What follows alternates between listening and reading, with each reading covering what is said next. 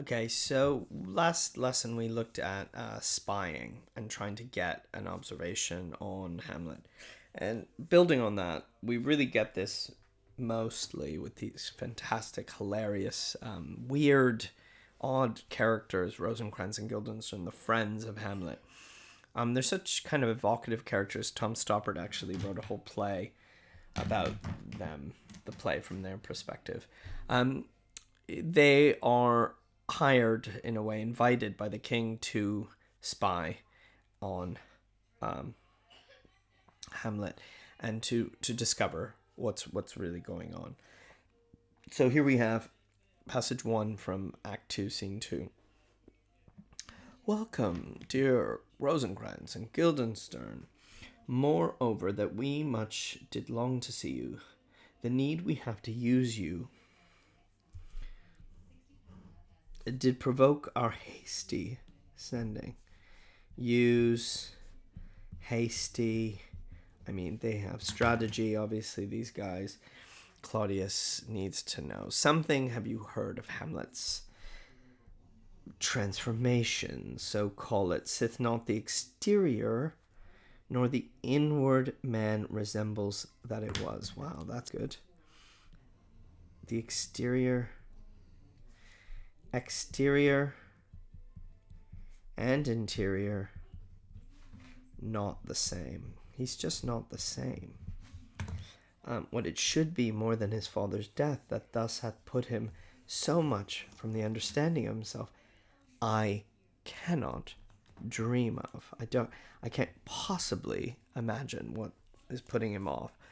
I entreat you both, that being of so young days brought up with him, and since so neighborhood to his young and behavior, that you vouchsafe your rest here in our court some little time, so by your companies to draw him on to pleasures, and to gather so much as from occasion you may glean.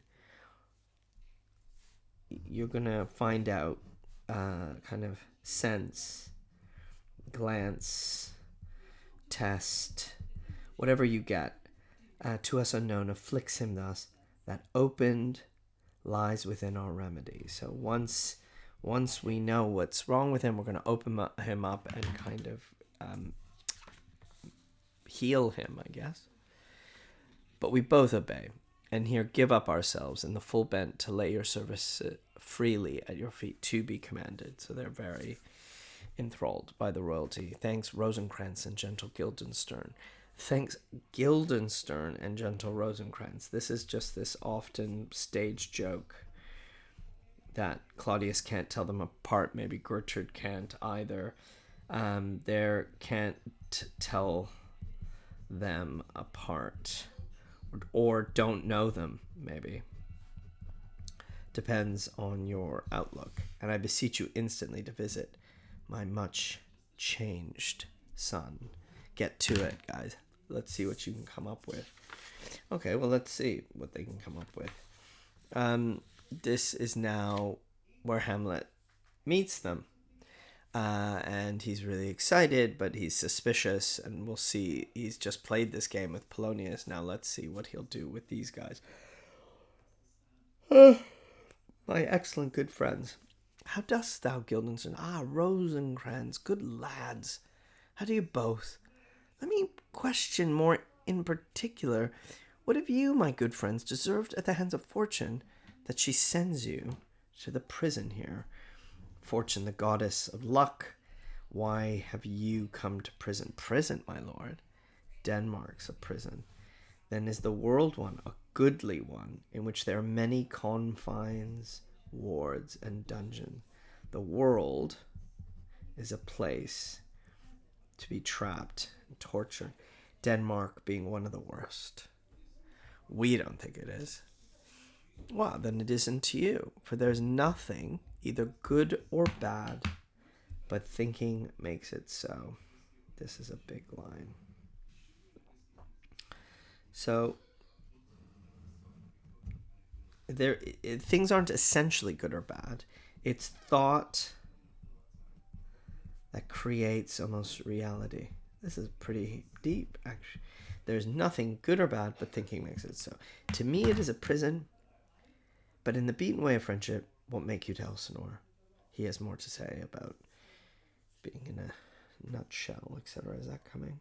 No, we'll see. To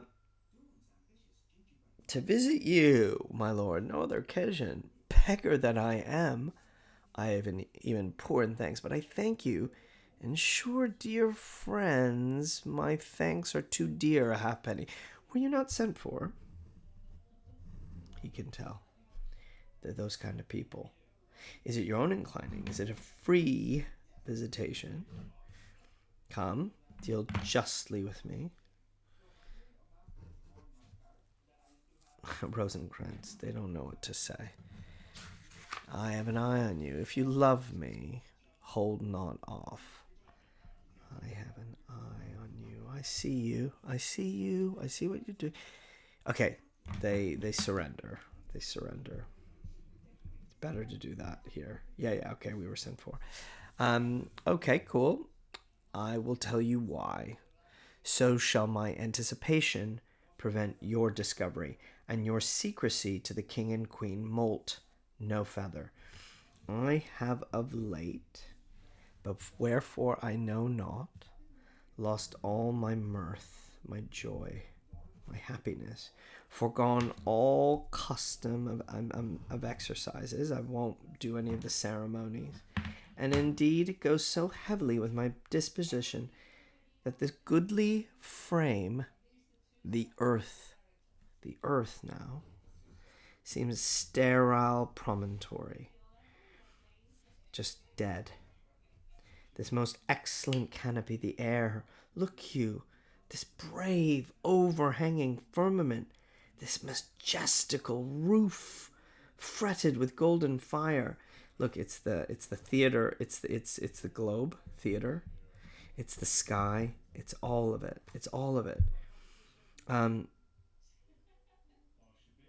It appears no other thing than a foul, pestilent congregation of vapors.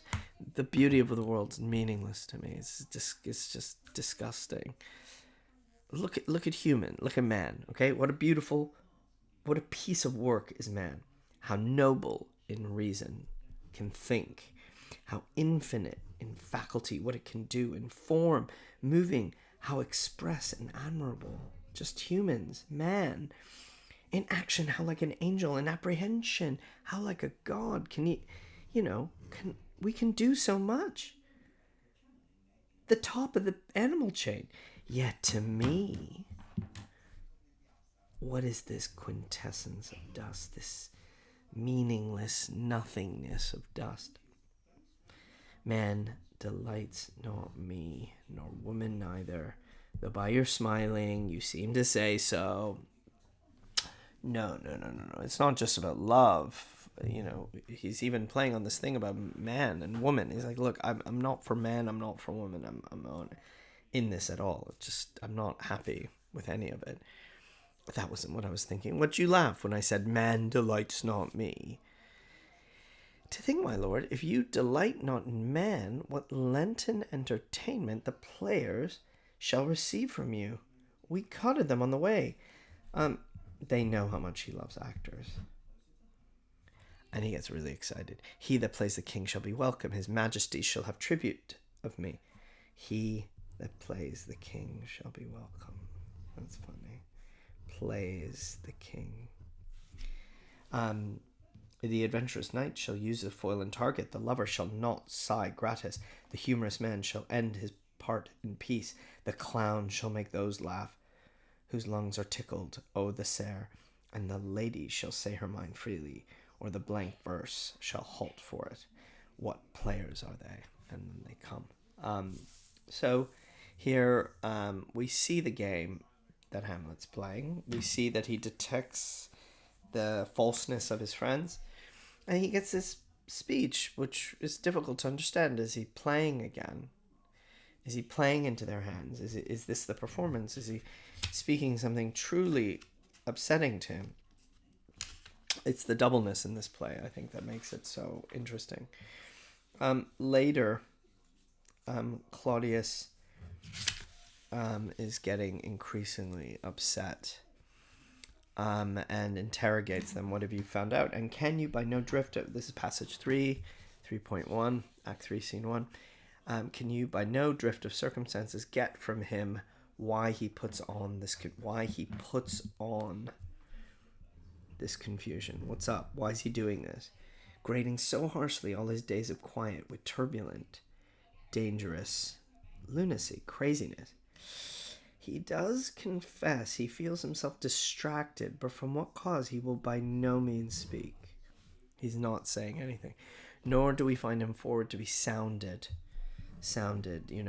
using reverberations to kind of figure out how big he is, what's inside of him.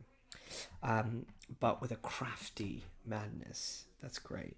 Crafty madness. Keeps aloof when we bring him on to some confession of his true state. Crafty. It's strategic. They know he's doing something. Everybody knows. Did he receive you well? Most like a gentleman. But with much forcing of his disposition. Niggard of question, but of our demands, most free in his reply. That's part of the game. He talks. Do you essay him? To any pastime? Madam, it so fell out that certain players we o'erwrought on the way, of those we told him, and there did seem in him a kind of joy. That was real. To hear of it. They are about the court, and as I think they have already ordered this night to play before him. Great. So actors are here. They're here, but this is yet another example of just what does it mean to use these guys to spy. So we know that Hamlet puts on this play to catch the conscience of the king, and Rosenkrantz and Guildenstern are there, and they are angry with him, and they say, okay, look, your mom wants to see you, and now that his plan is coming out, he can really tell them what he thinks of them. He also knows, incidentally, I don't know how he knows, that he's going to be sent to England with these guys, and he will be killed. He knows that as well. So he calls for the recorders. He gets some music after the play, and the king has gone away. Good my lord, vouchsafe me a word with you. We have to talk. Yeah, by all means, we could talk a whole history. The king, sir, whatever, cut him off, is in retirement, marvelous distempered. He's really annoyed. Oh, has he been drinking? No. With anger, with choler, this courtesy is not the right breed. If it shall please you to make me a wholesome answer, I will do your mother's commandment. If not, your pardon and my return shall be the end of my business. You are not answering. You're not speaking properly. Okay? Just give me a real answer and I will do your mom's business. If not, I'm out. But I can't. There's almost a shift. Is he being real? What, my lord? Make you a wholesome answer. My wit's diseased. I'm mental. Is he joking? We don't know. Then thus he says, your behavior hath struck her into amazement and admiration. A wonderful son that can astonish a mother. But there's no sequel at the heels of this mother's admiration in part. She desires to speak with you in the closet. You can go into her private chamber before you go to bed. We shall obey, were she 10 times our mother. Do you want anything else with me? We do further trade. Again, a potentially tender moment from Rosenkrantz. You did once love me. This line has been played with same-sex desire, heterosexual desire. Rosenkrantz and Guildenstern don't have to be men. This has been played, I think, with friendship, with all sorts of different meanings and ways. I think the love here could be considered one of friendship. He most clearly doesn't love them now. I do, by these pickers and stealers. He tells a weird joke. His hands are pickers and stealers. What is your cause of your distemper? What's up with you, man? You deny your griefs to your friends. What's up? I lack advancement. I'm not ambitious enough. What are you talking about? You have the voice of the king himself for your succession in Denmark. How can you possibly fear like you don't have a future? You don't have a future. You don't have progression, maybe. What do you I do not well understand that. Oh, he chopped again. He chops. He's moving around. He's, oh, will you play upon this pipe? I can't. Look, I pray you try. Please try. Believe me, I can't. I beseech. I'm begging you. I don't know how to do it. Okay, it's as easy as lying. Okay, if you can lie, you can play. Watch. You put your ventages with your fingers and thumb, give it a breath with your mouth, and will discourse most eloquent music. Look, there are the stops. But these cannot I command to utterance of harmony. I'm not the skill. They miss the dart of what he's getting at. And here it is now. Oh, look you, how unworthy a thing you make of me. You'd play upon me. You'd seem to know my stops. You'd pluck out my heart. You'd sound me from the lowest note to the top of my compass. And there is much music, excellent voice in this little organ. Yet you cannot make it speak. This blood, do you think I'm easier to be played on than a pipe? Really feeding it to them. You think, call me what instrument you will, though you can fret me. You can strum a little bit, but yet you cannot play upon me. I am not your plaything. You can't just manipulate me into this. And here you have him cutting them dead. He will go on a journey to England. He has letters to the King of England to kill Hamlet. And Hamlet will switch them and kill these guys instead. And he will show almost virtually no remorse at all. So Rosenkrantz and Guildenstern, these amazing kind of spy characters playing with the idea of friendship, and they come to their brutal end. Hamlet has no sympathy, and we, to a large extent, don't either. They're kind of comic, but they're kind of toadies, aren't they?